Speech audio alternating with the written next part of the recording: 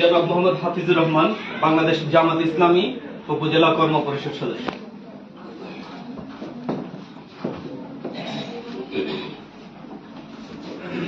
আউযু বিল্লাহি মিনাশ শাইতানির রাজিম। বিসমিল্লাহির রহমানির রহিম। সমাজ কল্যাণ মন্ত্রণালয় এবং মহিলা ও শিশু বিষয়ক মন্ত্রণালয়ের উদ্যোগে আয়োজিত আজকের এই জুলাই পুনর্জাগরণের সমাজ গঠনে লাখো কণ্ঠে শপথ গ্রহণ অনুষ্ঠান ও আলোচনা সভা আলোচনা করতে আমরা যাচ্ছি। আজকের এই অনুষ্ঠানে সুযোগ্য সম্মানিত সভাপতি, বিশেষ অতিথিবৃন্দ, বিভিন্ন রাজনৈতিক দলের নেতৃবৃন্দ সহ আজকের সঞ্চালক এবং যারা উপস্থিত রয়েছেন প্রত্যেকে আন্তরিক সালাম গ্রহণ করেন। আসসালামু আলাইকুম ওয়া রাহমাতুল্লাহি তাআলা ওয়া বারাকাতুহু। আমি শুরুতেই নিকৃষ্ট ফ্যাসিস্ট সরকারকে বিদায় করার জন্য জুলাই যোদ্ধা হিসেবে যারা শাহাদাত বরণ করেছেন তাদের রূহের মাগফিরাত কামনা করছি এবং তাদেরকে শহীদি মর্যাদা কামনা করছি। আল্লাহ রাব্বুল আলামিনের কাছে জান্নাতের সর্বোচ্চ মাকাম কামনা করছি। আল্লাহ রাব্বুল আলামিন কবুল করেন, আমরা প্রত্যেকে বলি আমিন। এবং যারা এখনো অসুস্থ অবস্থায় রয়েছেন তাদের দ্রুত সুস্থতা কামনা করছি। স্বাভাবিক জীবনযাপন আল্লাহ রাব্বুল আলামিন দ্রুত তাদেরকে ফিরিয়ে দেন, এটাও কামনা করছি। এবং আমি আজকের এই মজলিসে জুলাই মাস শেষের দিকে আগস্টের 5 তারিখ সামনে আসছে, অনুষ্ঠানগুলি সামনে আসবে।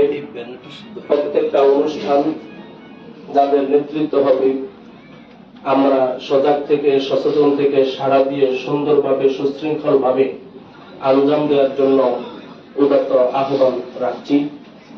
এবং এই জুলাই থেকে আমাদেরকে প্রত্যেককে শিক্ষা গ্রহণ করা দরকার যে নিকৃষ্ট স্বৈর শাসক যেভাবে পলায়ন করেছে, আমরা আমাদের কার্যক্রম এমন ভাবে করব, এমন পরিণতি আমাদের যেন কারো না হয়। আমরা এই দেশের জনগণের কল্যাণে কাজ করব, তাহলে এটা হবে আমাদের সকলের জন্য কল্যাণকামী। আরেকটা বিষয় সেটা হলো মাইলস্টোন স্কুলের বিমান বিধ্বস্ত হয়ে যে সকল শিক্ষক শিক্ষিকা অভিভাবক শিক্ষার্থী ইন্তেকাল করেছে তাদেরও রূহের মাগফিরাত কামনা করছি এবং যারা এখনো অসুস্থ অবস্থায় রয়েছে তাদের সুস্থতা কামনা করছি। এবং আমরা দোয়া করছি আল্লাহ রাব্বুল আলামিন আমাদেরকে এমন হঠাৎ মউত থেকে যেন রক্ষা করেন। সকল শিক্ষা প্রতিষ্ঠানগুলি আল্লাহ রাব্বুল আলামিন তার রহমতের চাদরে হেফাজত করেন। বাংলাদেশ নয়, শুধু গোটা বিশ্বে যত মানুষ রয়েছে প্রত্যেককে আল্লাহ রাব্বুল আলামিন তার রহমতের চাদরে হেফাজত করেন। এবং যে ঘটনাগুলি ঘটছে এখানে আমরা দেখছি অনেকেই ক্যামেরাম্যানের দায়িত্বে থাকেন, ফটো সেশন করার জন্য থাকেন। মিটফুডের একটা ঘটনায় দেখছি পাথর নিক্ষেপ করে একটা মানুষকে মারছে, সেখানে অসংখ্য মানুষ দাঁড়িয়ে প্রত্যক্ষদর্শী হচ্ছে। এবং এই দিনও দেখলাম যারা কিং কর্তব্য বিমূঢ় হয়ে যাচ্ছে, ছবি তোলার জন্য দাঁড়াচ্ছে, পানির দাম বৃদ্ধি করে দিচ্ছে, গাড়ির ভাড়া বৃদ্ধি করে দিচ্ছে। মানবিক সহযোগিতা করার জন্য আমরা সবাই যদি ঐক্যবদ্ধ হই তাহলে এই দেশটা সুস্থ এবং সুন্দরভাবে আমরা পরিচালনা করতে পারবো। এই বিষয়টা আমি উদাত্ত আহ্বান রাখছি। সুধী মণ্ডলী, আমার সর্বশেষ কথা, আজকে যেহেতু সমাজ কল্যাণ মন্ত্রণালয় এবং মহিলা ও শিশু বিষয়ক মন্ত্রণালয় আজকে আমাদের সমাজ কল্যাণ অধিদপ্তরের যে ম্যাডামে প্রথমে শুভেচ্ছা বক্তব্য রেখেছেন, ওনার আলোচনায় এসেছে হিজড়াদের জন্য একটা ভাতা, একটা সুবিধা ওনারা রেখেছেন।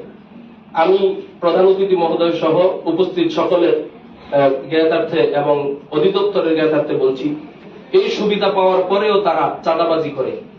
আমরা বাজারে দেখছি বিভিন্ন একটা শিশু জন্মগ্রহণ করলে সেখানে চাঁদার জন্য যায়, বিবাহের দিন চাঁদার জন্য যায়, গায়ে হলুদের অনুষ্ঠানে চাঁদার জন্য যায়, দোকানে দোকানে যায়।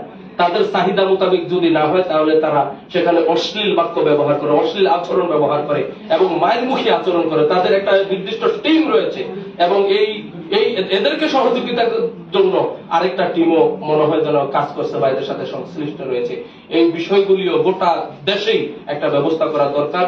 সাংবাদিক ভাইদের মাধ্যমে এটা যেন ছড়িয়ে যায় এবং আমাদের আজকে প্রধান অতিথি এবং এই দপ্তরের যিনি দায়িত্বশীল রয়েছেন ওনারও দৃষ্টি আকর্ষণ করছি। সবাইকে ধন্যবাদ মোবারকবাদ জানিয়ে আমি আমার সংক্ষিপ্ত বক্তব্য শেষ করছি। আসসালামু আলাইকুম ওয়া রাহমাতুল্লাহি তাআলা ওয়া বারাকাতুহু।